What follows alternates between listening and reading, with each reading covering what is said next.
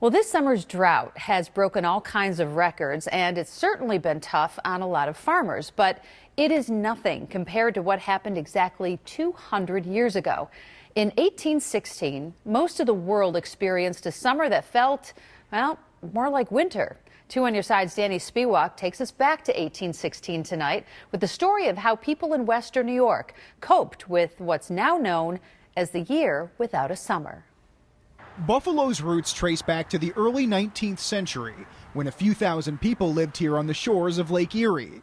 Disaster first struck the city during the War of 1812, when British troops burned Buffalo to the ground. As Buffalo began to rebuild, a second catastrophe hit only a couple of years later, except this time in 1816, there was no fire or war. There was only the year without a summer, considered one of the worst natural disasters in recorded history. Inside the Buffalo History Museum, you can find evidence of these bizarre weather patterns in western New York. Throughout the spring and summer of 1816, the Buffalo Gazette newspaper seemed to openly panic. In May of 1816, the ground was covered with snow and the temperature of the weather during the day more like that of March than May. June 12th in Geneva, New York, winter in June. On Thursday morning, a considerable quantity of snow fell. Such unseasonable weather has never been known in this country by the oldest inhabitants. Crops were dying and food was scarce, and nobody had any clue why it was happening. 200 years later, of course, we now know what caused 1816's year without a summer.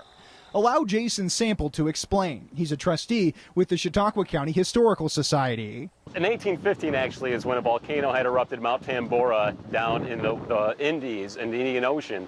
And what had happened was that it put so much debris into the atmosphere. With so much frost, farmers in Chautauqua County could only produce about a quarter of their typical amount of food. One settler in Gary, New York, wrote extensively about the weather in his journal. He talked about how difficult it was and how trying it was on his psyche, and he was depressed throughout the entire summer. In the Buffalo Gazette, one writer believed a spot on the sun was causing the cold weather. There were many other theories at the time, none of which involved a volcano. A lot of the journals and records that were kept that nobody really knew for sure, but they relied a lot on their faith to get them through. In Chautauqua County, the year without a summer caused some settlers to abandon the area altogether. In Buffalo, the population wouldn't really explode for many more decades when it began its transformation into a manufacturing powerhouse on Lake Erie. It's been hot this summer, but we'll probably never see a summer like the one we saw 200 years ago. Danny Spiewak, Channel 2 News.